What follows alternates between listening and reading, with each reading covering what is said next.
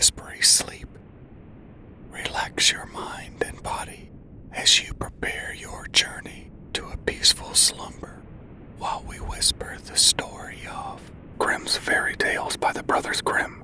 I'll be reading the stories of Hans in Luck, Briar Rose, the Frog Prince, and Lily and the Lion. The story of Hans in Luck. Some men are born to good luck. All they do or try to do comes right. All that falls to them is so much gain. All their keys are swans. All their cards are trumps. Toss them which way you will, they will always, like poor puss, alight upon their legs, and only move on so much the faster. The world may very likely not always think of them as they think of themselves, but what care they for the world? What can it know about the matter? One of these lucky beings was neighbor Hans. 7 long years he had worked hard for his master. At last he said, "Master, my time is up. I must go home and see my poor mother once more. So pray pay me my wages and let me go." And the master said, "You have been a faithful and good servant, Hans, so your pay shall be handsome." Then he gave him a lump of silver as big as his head. Hans took out his pocket handkerchief, put the piece of silver into it, threw it over his shoulder, and jogged off on his road homewards. As he went lazily on, dragging one foot after another, a man came in sight, trotting gaily along on a capital horse. "Ah," said Hans aloud, "what a fine thing it is to ride on horseback. There he sits as easy and happy as if he was at home. In the chair by his fireside, he trips against no stones, saves shoe leather, and gets on he hardly knows how." Hans did not speak so softly, but the horseman heard it all, and said, "Well, friend, why do you go on foot then?" "Ah," said he, "I have this load to carry.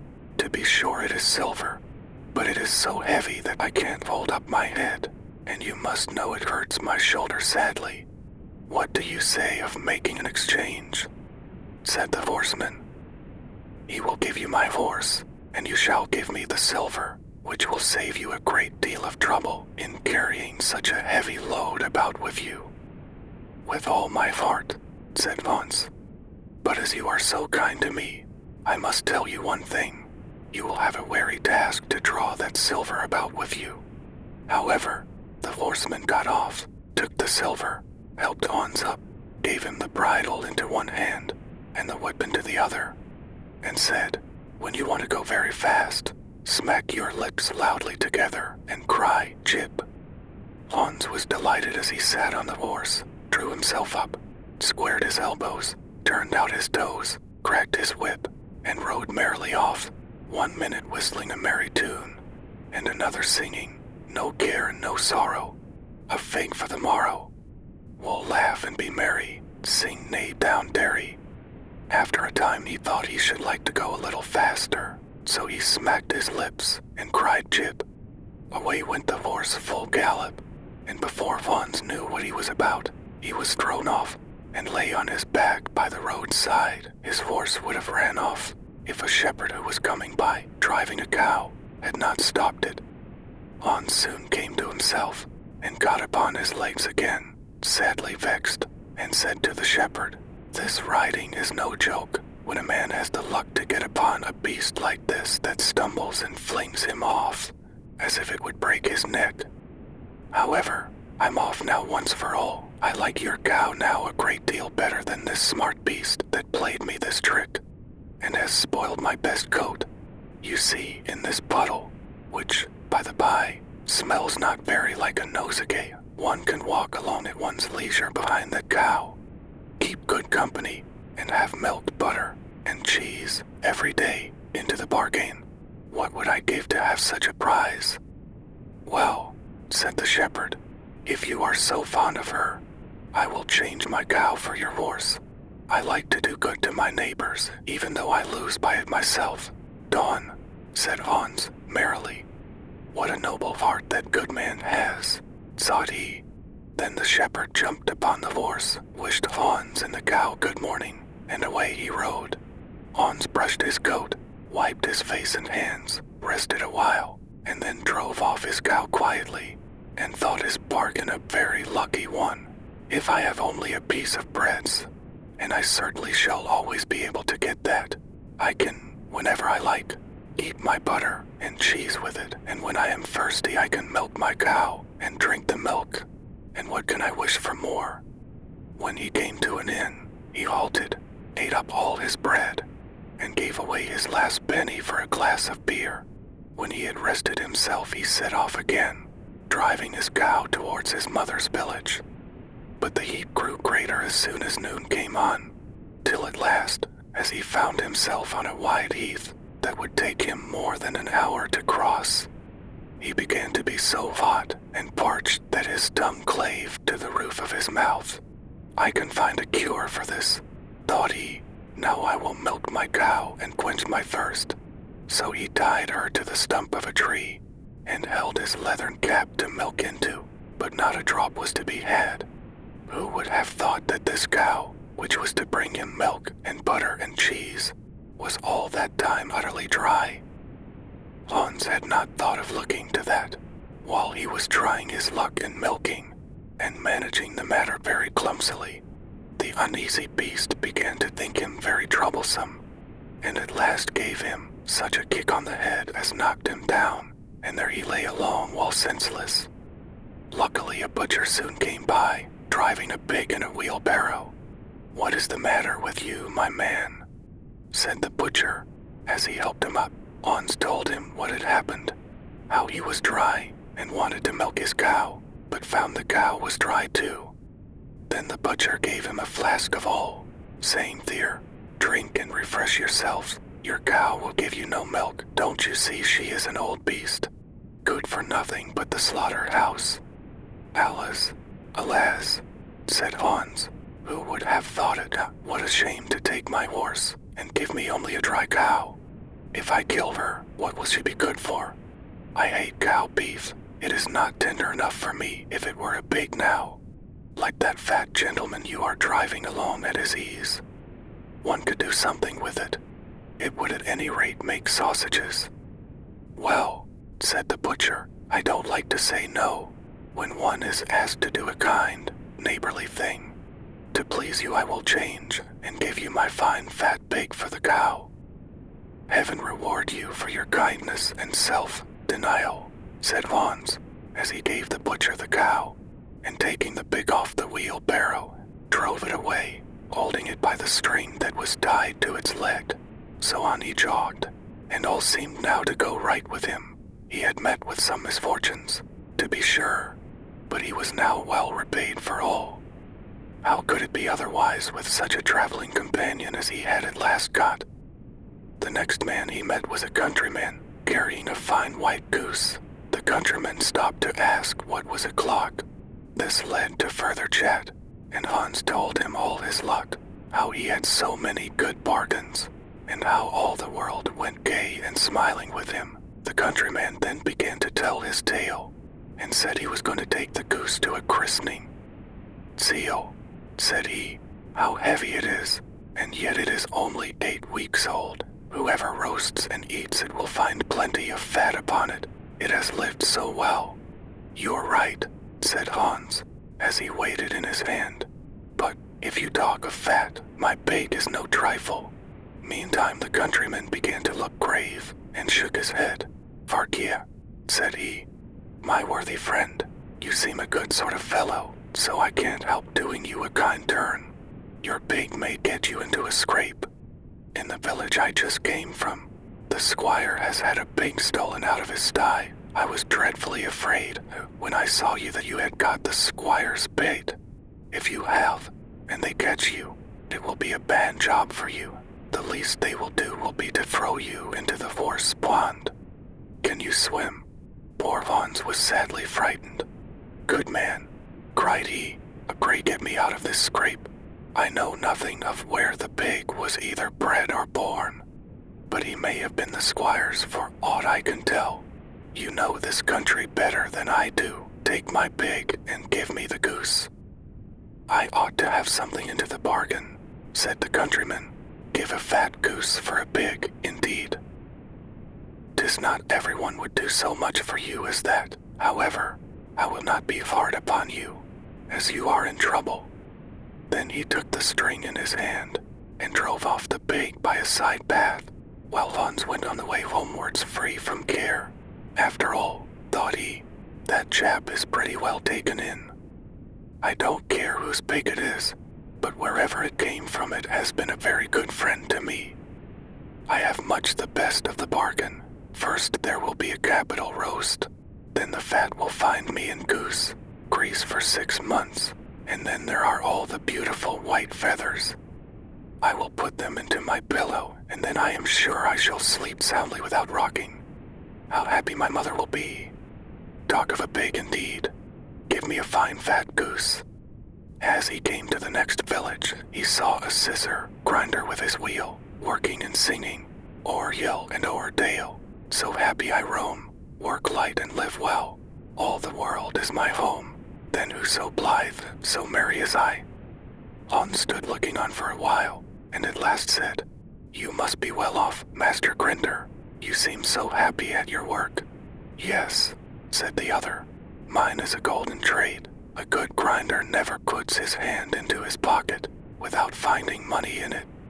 But where did you get that beautiful goose?" "I did not buy it. I gave a pig for it." "And where did you get the bait?" "I gave a cow for it." "And the cow?" "I gave a horse for it." "And the horse?" "I gave a lump of silver as big as my head for it." "And the silver?" "Oh, I worked hard for that 7 long years." "You have thriven well in the world hitherto," said the grinder.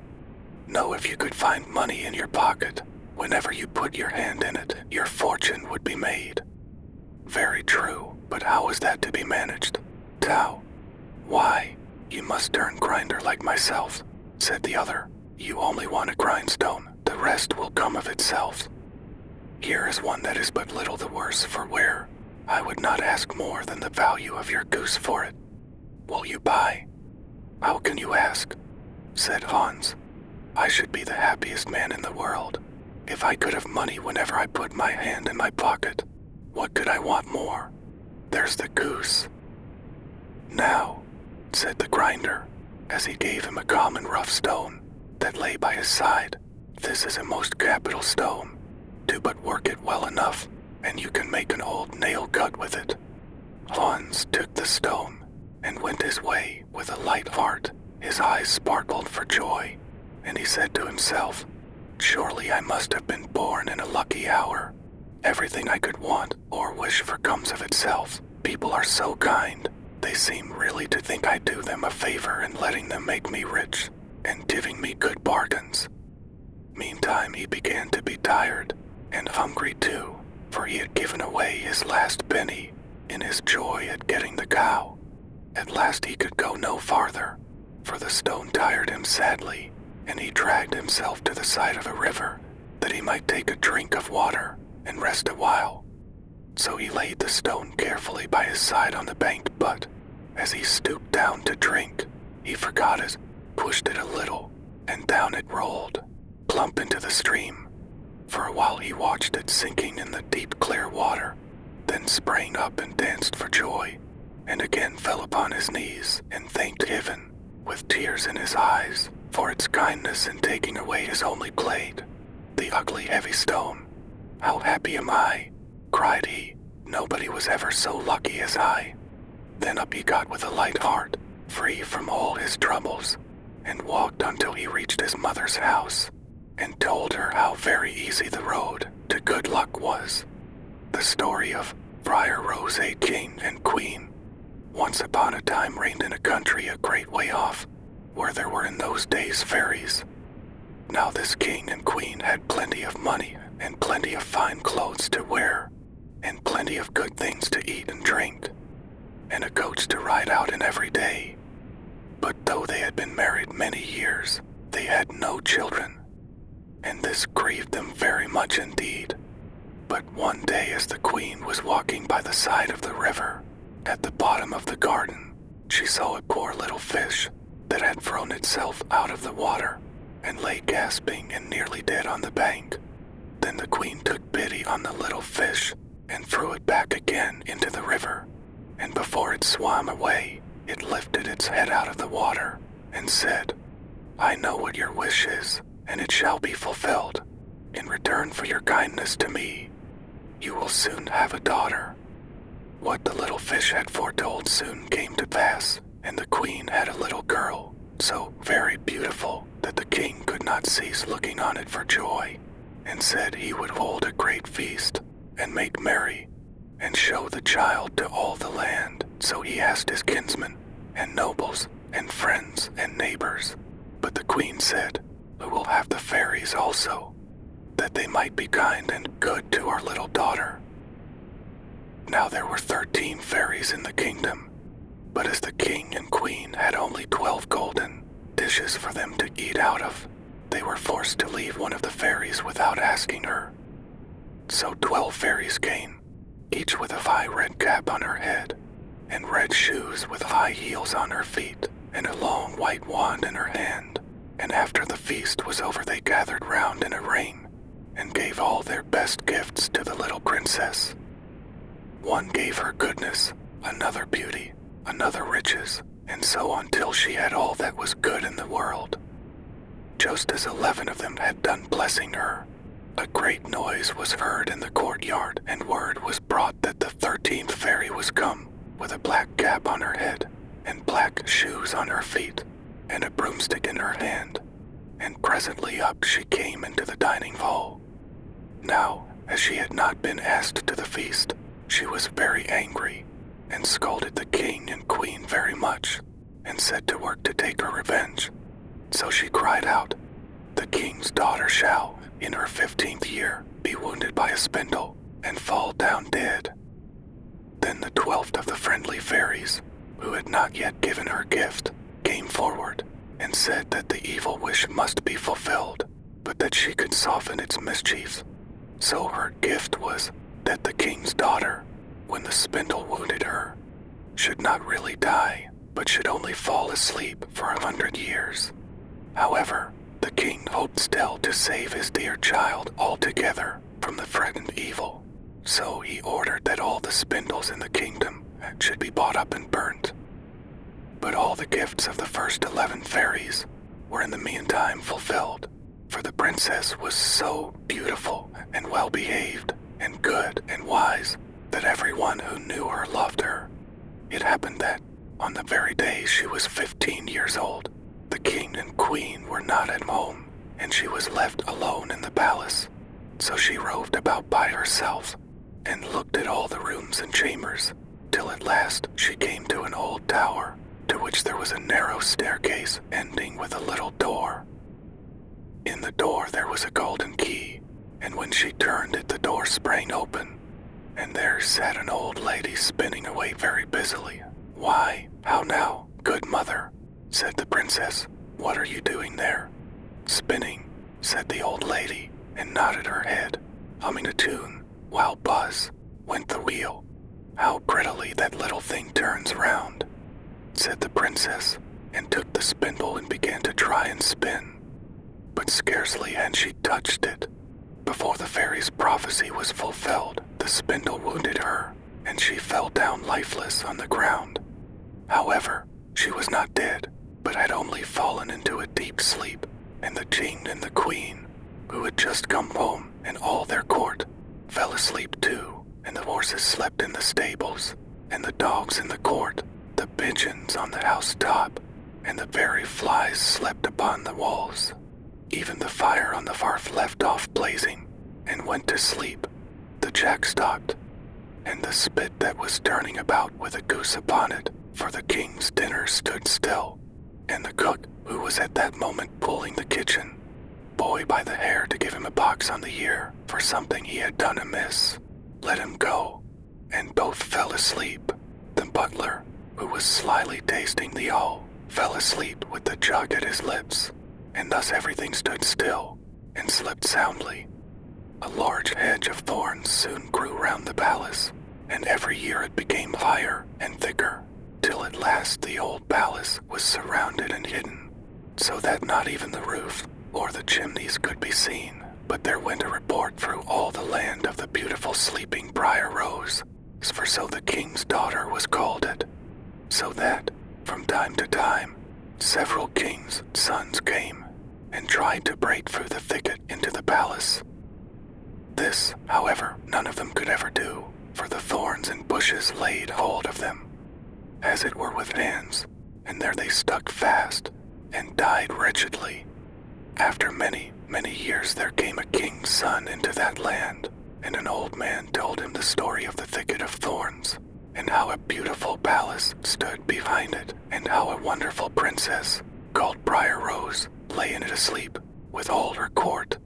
He told, too, how he had heard from his grandfather that many, many princes had come, and had tried to break through the thicket, but that they had all stuck fast in it, and died. Then the young prince said, "All this shall not frighten me. I will go and see this Briar Rose." The old man tried to hinder him, but he was bent upon going. Now that very day the 100 years were ended, and as the prince came to the thicket he saw nothing but beautiful flowering shrubs, through which he went with ease, and they shut in after him as thick as ever.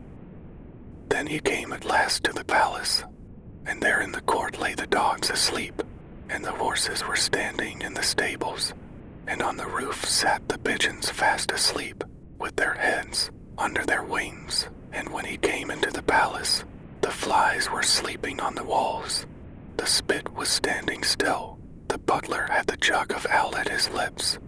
Going to drink a draught, the maid sat with a foal in her lap ready to be plucked, and the cook in the kitchen was still holding up her hand, as if she was going to beat the boy. Then he went on still farther, and all was so still that he could hear every breath he drew, till at last he came to the old tower, and opened the door of the little room in which Briar Rose was, and there she lay, fast asleep on a couch by the window. She looked so beautiful that he could not take his eyes off her, so he stooped down and gave her a kiss. But the moment he kissed her, she opened her eyes and awoke, and smiled upon him, and they went out together, and soon the king and queen also awoke, and all the court, and gazed on each other with great wonder. And the horses shook themselves, and the dogs jumped up and barked. The pigeons took their heads from under their wings, and looked about and flew into the fields. The flies on the walls buzzed again. The fire in the kitchen blazed up. Round went the jack, and round went the spit, with the goose for the king's dinner upon it. The butler finished his draught of ale. The maid went on plucking the foal, and the cook gave the boy the box on his ear. And then the prince and Briar Rose were married, and the wedding feast was given, and they lived happily together all their lives long. The story of the Frog Prince. One fine evening a young princess put on her bonnet and clogs, and went out to take a walk by herself in a wood. And when she came to a cool spring of water that rose in the midst of it, she sat herself down to rest a while.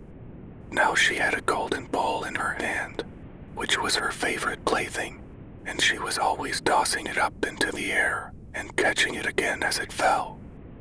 After a time she threw it up so high that she missed catching it as it fell, and the ball bounded away and rolled along upon the ground, till at last it fell down into the spring. The princess looked into the spring after her ball, but it was very deep, so deep that she could not see the bottom of it. Then she began to bewail her loss, and said, "Alice, if I could only get my ball again, I would give all my fine clothes and jewels, and everything that I have in the world." Whilst she was speaking, a frog put its head out of the water, and said, "Princess, why do you weep so bitterly?" "Alice," said she, "what can you do for me, you nasty frog? My golden ball has fallen into the spring." The frog said, "I want not your pearls and jewels and fine clothes, but if you will love me and let me live with you and eat from off your golden plate and sleep upon your bed, I will bring you your ball again." "What nonsense," thought the princess. "This silly frog is talking. He can never even get out of the spring to visit me, though he may be able to get my ball for me, and therefore I will tell him he shall have what he asks." So she said to the frog, "Well, if you will bring me my bowl, I will do all you ask." Then the frog put his head down and dived deep under the water, and after a little while he came up again with the bowl in his mouth and threw it on the edge of the spring. As soon as the young princess saw her bowl, she ran to pick it up, and she was so overjoyed to have it in her hand again that she never thought of the frog but ran home with it as fast as she could. The frog called after her, "Stay, princess, and take me with you as you said," but she did not stop to hear a word. The next day, just as the princess had sat down to dinner, she heard a strange noise. Tap, tap, plash, plash, as if something was coming up the marble staircase, and soon afterwards there was a gentle knock at the door, and a little voice cried out and said, "Open the door, my princess dear, open the door to thy true love here, and mind the words that thou and I said, by the fountain cool, in the greenwood shade." Then the princess ran to the door and opened it, and there she saw the frog, whom she had quite forgotten. At this sight, she was sadly frightened, and shutting the door as fast as she could came back to her seat. The king, her father, seeing that something had frightened her, asked her what was the matter. "There is a nasty frog," said she, "at the door that lifted my bowl for me out of the spring this morning. I told him that he should live with me here, thinking that he could never get out of the spring, but there he is at the door, and he wants to come in." While she was speaking, the frog knocked again at the door and said, "Open the door, my princess dear, open the door to thy true love here, and mind the words that thou and I said, by the fountain cool, in the greenwood shade." Then the king said to the young princess, "As you have given your word, you must keep it, so go and let him in." She did so, and the frog hopped into the room, and then straight on. Tap, tap, plash, plash, from the bottom of the room to the top, till he came up close to the table where the princess sat. "Pray lift me upon chair," said he to the princess, "and let me sit next to you." As soon as she had done this, the frog said, "Put your plate nearer to me, that I may eat out of it." This she did, and when he had eaten as much as he could, he said, "Now I am tired, carry me upstairs, and put me into your bed." And the princess, though very unwilling, took him up in her hand, and put him upon the pillow of her own bed, where he slept all night long. As soon as it was light, he jumped up, hopped downstairs, and went out of the house. "No then," thought the princess, "at last he is gone, and I shall be troubled with him no more." But she was mistaken, for when night came again she heard the same tapping at the door, and the frog came once more and said, "Open the door, my princess dear, open the door to thy true love here, and mind the words that thou and I said, by the fountain cool, in the greenwood shade." And when the princess opened the door, the frog came in and slept upon her pillow as before, till the morning broke, and the third night he did the same. But when the princess awoke on the following morning, she was astonished to see, instead of the frog, a handsome prince, gazing on her with the most beautiful eyes she had ever seen, and standing at the head of her bed. He told her that he had been enchanted by a spiteful fairy who had changed him into a frog, and that he had been fated so abide till some princess should take him out of the spring and let him eat from her plate and sleep upon her bed for 3 nights. "You," said the prince, "have broken his cruel charm, and now I have nothing to wish for but that you should go with me into my father's kingdom, where I will marry you and love you as long as you live." The young princess, you may be sure, was not long in saying yes to all this, and as they spoke a gay coach drove up, with 8 beautiful horses, decked with plumes of feathers and a golden harness, and behind the coach rode the prince's servant, faithful Heinrich, who had bewailed the misfortunes of his dear master during his enchantment so long and so bitterly that his heart had well nigh burst. They then took leave of the king and got into the coach with 8 horses, and all set out, full of joy and merriment, for the prince's kingdom, which they reached safely, and there they lived happily a great many years. The story of Lily and the Lion. A merchant who had 3 daughters was once setting out upon a journey, but before he went he asked each daughter what gift he should bring back for her. The eldest wished for pearls, the second for jewels, but the third, who was called Lily, said, "Dear father, bring me a rose." Now it was no easy task to find a rose, for it was the middle of winter, yet as she was his prettiest daughter, and was very fond of flowers, her father said he would try what he could do.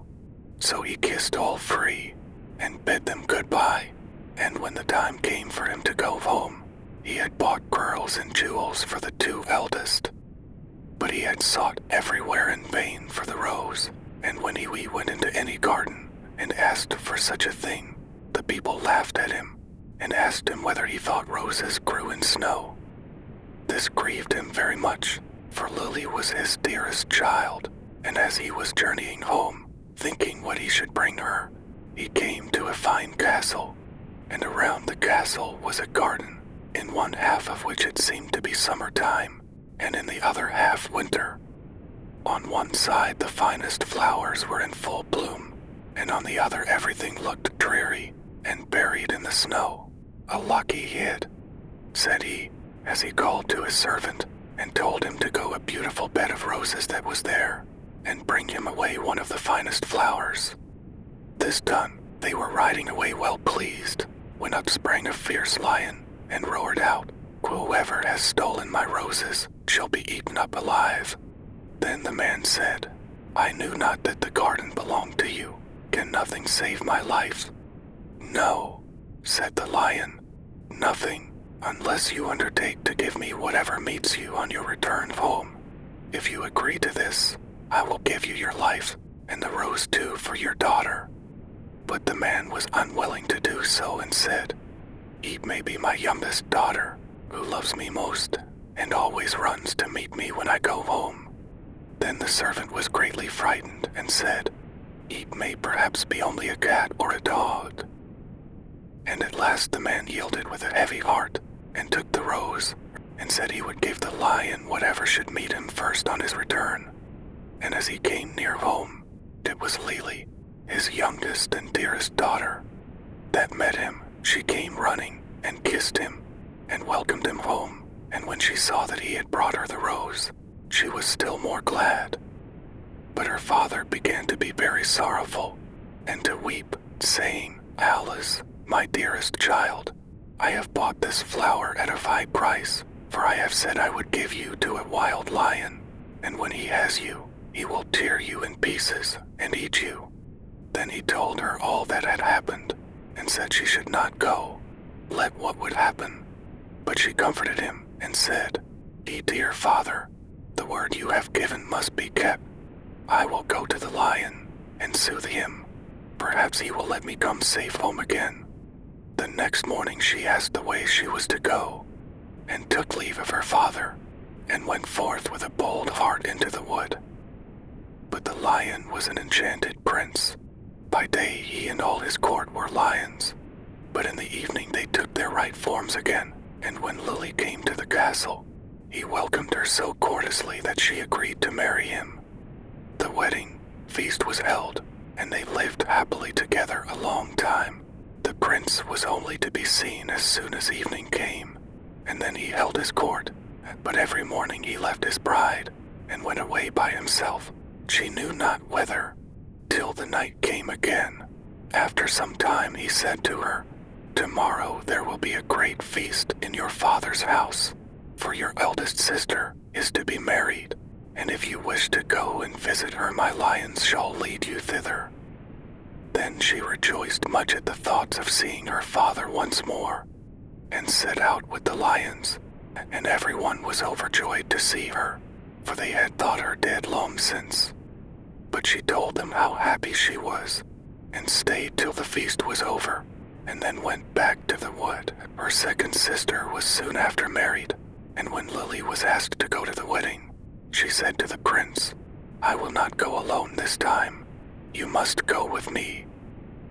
But he would not, and said that it would be a very hazardous thing, for if the least ray of the torch, light should fall upon him, his enchantment would become still worse, for he should be changed into a dove and be forced to wander about the world for 7 long years. However, she gave him no rest, and said she would take care no light should fall upon him. So at last they set out together, and took with them their little child, and she chose a large hall with thick walls for him to sit in while the wedding torches were lighted. But, unluckily, no one saw that there was a crack in the door. Then the wedding was held with great pomp, but as the train came from the church, and passed with the torches before the hall, a very small ray of light fell upon the prince. In a moment he disappeared, and when his wife came in and looked for him, she found only a white dove, and it said to her, "7 years must I fly up and down over the face of the earth, but every now and then I will let fall a white feather. That will show you the way I am going. Follow it, and at last you may overtake and set me free." This said, he flew out at the door, and poor Lily followed, and every now and then a white feather fell, and showed her the way she was to journey. Thus she went roving on through the wide world, and looked neither to the right hand nor to the left, nor took any rest, for 7 years. Then she began to be glad, and thought to herself that the time was fast coming when all her troubles should end. Yet repose was still far off, for one day, as she was traveling on, she missed the white feather, and when she lifted up her eyes she could nowhere see the dove. "Now," thought she to herself, "no aid of man can be of use to me." So she went to the sun and said, "Thou shinest everywhere, on the hill's top and the valley's depths. Hast thou anywhere seen my white dove?" "No," said the sun, "I have not seen it, but I will give thee a casket. Open it when thy hour of need comes." So she thanked the sun, and went on her way till eventide, and when the moon arose, she cried unto it, and said, "Thou shinest through the night, over field and grove. Hast thou nowhere seen my white dove?" "No," said the moon, "I cannot help thee, but I will give thee an aid. Break it when need comes." Then she thanked the moon, and went on till the night wind blew, and she raised up her voice to it, and said, "Thou blowest through every tree and under every leaf. Hast thou not seen my white dove?" "No," said the night wind, "but I will ask 3 other winds. Perhaps they have seen it." Then the east wind and the west wind came, and said they too had not seen it. But the south wind said, "I have seen the white dove. He has fled to the Red Sea, and is changed once more into a lion, for the 7 years are passed away, and there he is fighting with a dragon, and the dragon is an enchanted princess, who seeks to separate him from you." Then the night wind said, "I will give thee counsel. Go to the Red Sea, on the right shore stand many rods, count them, and when thou comest to the elephant, break it off, and smite the dragon with it, and so the lion will have the victory, and both of them will appear to you in their own forms. Then look round, and thou wilt see a griffin, winged like bird, sitting by the Red Sea. Jump onto his back with thy beloved one, as quickly as possible, and he will carry you over the waters to your home. I will also give thee this nut," continued the night wind. "When you are half way over, throw it down, and out of the waters will immediately spring up a high nut, tree on which the griffin will be able to rest. Otherwise he would not have the strength to bear you the whole way. If therefore thou dost forget to throw down the nut, he will let you both fall into the sea." So our poor wanderer went forth, and found all as the night wind had said, and she plucked the elephant rod, and smote the dragon, and the lion forthwith became a prince, and the dragon a princess again. But no sooner was the princess released from the spell, than she seized the prince by the arm, and sprang onto the griffin's back, and went off carrying the prince away with her. Thus the unhappy traveler was again forsaken and forlorn, but she took heart and said, "As far as the wind blows, and so long as the cock crows, I will journey on, till I find him once again." She went on for a long, long way, till at length she came to the castle whither the princess had carried the prince, and there was a feast got ready, and she heard that the wedding was about to be held. "Heaven aid me now," said she, and she took the casket that the sun had given her and found that within it lay a dress as dazzling as the sun itself. So she put it on and went into the palace, and all the people gazed upon her, and the dress pleased the bride so much that she asked whether it was to be sold. "Not for gold and silver," said she, "but for flesh and blood." The princess asked what she meant, and she said, "Let me speak with the bridegroom this night in his chamber, and I will give thee the dress." At last the princess agreed, but she told her chamberlain to give the prince a sleeping draught, that he might not hear or see her. When evening came, and the prince had fallen asleep, she was led into his chamber, and she sat herself down at his feet, and said, "I have followed thee 7 years. I have been to the sun, the moon, and the night wind, to seek thee, and at last I have helped thee to overcome the dragon. Wilt thou then forget me quite?" But the prince all the time slept so soundly that her voice only passed over him and seemed like the whistling of the wind among the fir trees. Then poor Lily was led away and forced to give up the golden dress, and when she saw that there was no help for her, she went out into a meadow and sat herself down and wept.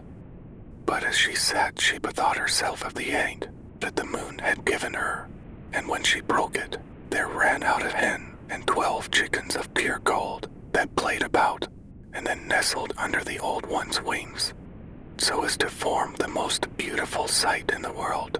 And she rose up and drove them before her, till the bride saw them from her window, and was so pleased that she came forth and asked her if she would sell the brood, "Not for gold or silver, but for flesh and blood. Let me again this evening speak with the bridegroom in his chamber, and I will give thee the whole brood." Then the princess thought to betray her as before, and agreed to what she asked it. But when the prince went to his chamber, he asked the chamberlain why the wind had whistled so in the night, and the chamberlain told him all.